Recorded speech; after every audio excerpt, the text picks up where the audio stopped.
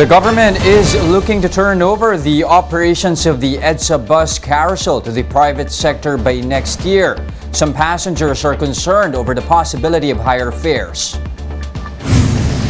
Digital advocates are expressing concern over the use of selfies in SIM registration. According to one group, the process violates subscribers' privacy. And price of onions continue to go up, making it more expensive than meat in some wet markets.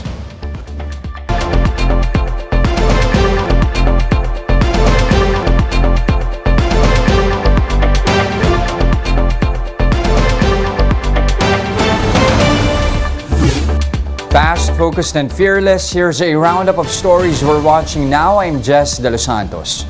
People are gearing up for New Year celebrations with only a few days left. Let's get an update on the prices of firecrackers from Brian Castillo, who's reporting live from Bocaue, Bulacan. Brian, how's the sale of fireworks over there?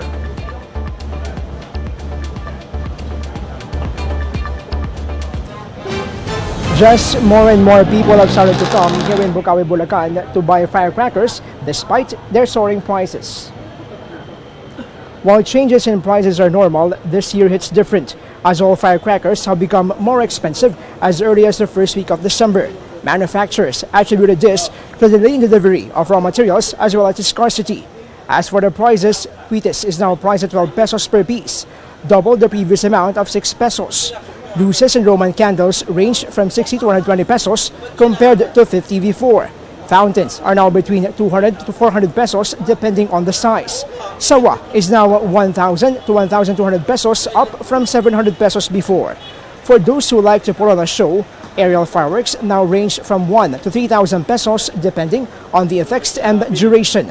Meanwhile, authorities are calling on the public to avoid using firecrackers to welcome the new year as much as possible. Authorities are also warning the public against those who sell firecrackers online, as most of these are unlicensed and may not be safe to use. Jess? All right, thank you very much for those updates. Brian Castillo reporting live from Bocaue, Bulacan. The National Telecommunications Commission has ordered telcos to submit reports on the issues concerning the first day of SIM registration. In a memo sent to Globe, Smart, and Dito on Tuesday, the NTC asked for a full report on the problems with SIM registration and the actions taken to address the issues. All three companies have until today to submit their report. Among those that encountered problems with their registration portal is Globe Telecom.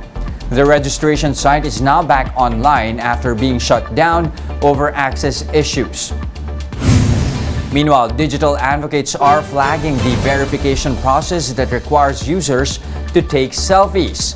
The group Digital Pinoy said in a statement that the selfie requirement violates the privacy of subscribers. They also argued that this verification process was not included in the SIM registration laws implementing rules and regulations. The DICT defends the use of selfies in SIM registration after concerns were raised over its possible violations to privacy. DICT Undersecretary Ana Lamentillo told 1PH that selfie pictures are necessary for validation. She added that the SIM registration law implies the need for such verification process. Yung selfie verification, importante po yun. It's an additional protection to the Filipino consumers. Kasi marami po ngayon na tinatawag na spoofing. Ibig sabihin, they will claim your identity kahit na hindi po kayo yun. More stories after this short break. Stay with us here on One News Now.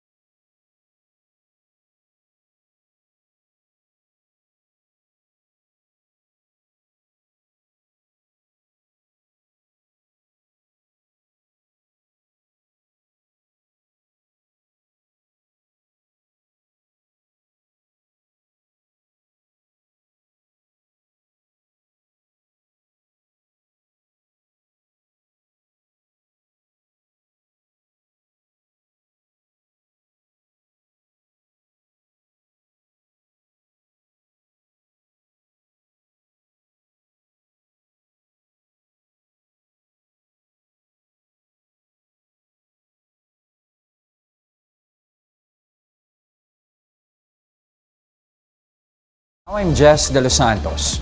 Prices of onions in some wet markets have doubled and are now more expensive than meat at 600 pesos a kilo. Here's the report. Marilu, a vendor, sets aside 10,000 pesos in budget to buy 10 kilograms of onions. But because of the high prices of onions, she is now considering selling other vegetables in the meantime. Wala kaming order ngayon yan kasi sa sobrang mahal. Kahapon pa namin na sibuyas yan. Kasi pag mag-order kami ng ganon, magkano ang puhunan?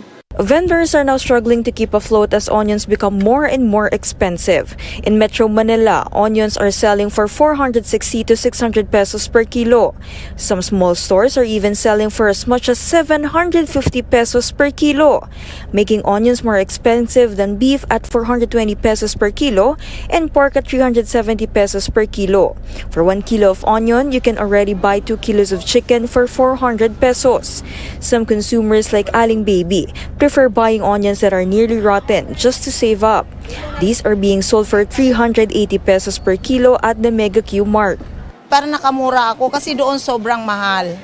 Kaya dito pagtiyagaan ko na lang. Magkano daw yan? 300. So ang laki ng diferensya, di ba? Sobrang hirap. Budget talaga. Kasi kita mo 300 ito, bulok-bulok na, di ba? Wala, pagtiyagaan na lang. Despite skyrocketing prices, the Agriculture Department is still not keen on importing onions. The DA is hopeful though that onion prices will start to go down by 2023. But until then, consumers have no choice but to bear the brunt and hold their tears back as they shop for pricier onions. For News 5, Camille Samonte, We Are One News. The LTFRB has reopened more pre-pandemic routes to address increased passenger demand. Here's the report. 42 pre-pandemic routes in Metro Manila were reopened by the Land Transportation Franchising and Regulatory Board. These routes were closed for the past 2 years after COVID-19 struck. One of these is the Cubao-Fairview route in Quezon City. Before the pandemic, commuters only need one ride to go back and forth Cubao and Fairview. But since then, the route now requires 2 separate jeepney rides. Commuters are now happy that the old route is back since it's more convenient. Oo, mas maganda. Kasi po, Dire-diretso na. Hindi na kami putol-putol. pag putol-putol ba, ma'am, nahihirapan ba kayo? Siyempre naman, mag-aabang ka pa ng sasakyan mo, papunta kung saan ka pupunta ng trabaho. Kasi mahirap kasi pag putol-putol eh. Kasi lalo't may bata kang dala, ganun, ang hirap sumakay. Aside from jeepneys, commuters can also ride modern jeeps and UV Express units that ply the same route. Jeepney drivers, however, are worried of the added competition. Maganda na nga sana, kaso lang may pumasok rin na dito, mga biyaheng Muson Pilco Diretso na sila dito. Lalo ngayon, mayroon din beef. Marami ng kalaban dito. Pero okay naman kahit paano, nikita pa naman din eh. Transport groups like the Liga ng Transportasyon at Operators or LTOP are thankful that the LTFRB has allowed more jeepneys to resume their original routes. The group said that most of their drivers will now have the means to recover financially. Yung dagdag ho, dahil unang-una, makakabiyahe na po yung mga dating hindi bumibiyahe at saka yung mga nawalan ng hanap buhay ay maisaayos na ho yung kanilang mga sasakyan para bumalik po yung kanilang hanap buhay. For News 5, Maricel Halili, We Are One News. Here's a quick look at today's other top stories. The government is set to privatize the operations of the EDSA bus carousel by next year.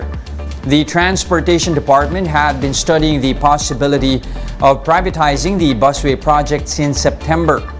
The DOTR assures the public that fares will still be regulated by the LTFRB. Death toll from the widespread flooding in Visayas and Mindanao has climbed to 25. 26 people, mostly fishermen, are also still missing. Damage to infrastructure is pegged at 20 million pesos, while damage to agriculture is estimated at around 66 million pesos. And the Health Department has reported 32 firecracker-related injuries ahead of New Year's Eve.